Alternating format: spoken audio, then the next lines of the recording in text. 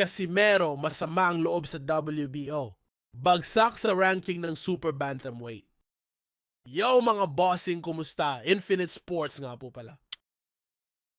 Matapos ang napaka-impressive na panalo ni Cuadro Alas, John Riel Casimero laban sa Mexican fighter na si Saul Sanchez, ay tila sabik na naman ang mga fans na mapanood ito ulit sa ibabaw ng ring.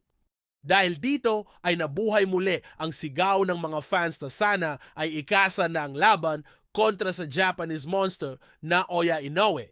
Subalit imbes na mapalapit sana sa bigating laban, ay tila mas lumayo pa nga po ito sa kabila ng knockout win laban kay Sanchez. Sa bagong ranking kasi ng WBO sa Super Bantamweight Division ay bumaba si Casimero ng isang pwesto na ngayon ay nasa rank 7 na lamang po. Naungusan pa siya ng tinalo pa lamang ni Japanese monster na si Luis Neri na ngayon ay nasa ika-6 na sa ranking. Malaking epekto siguro sa kanyang pagbagsak sa ranking ay ang pag-overweight nito sa nakalipas na laban, kung kaya ito ang parusang na ipataw sa kanya ng WBO.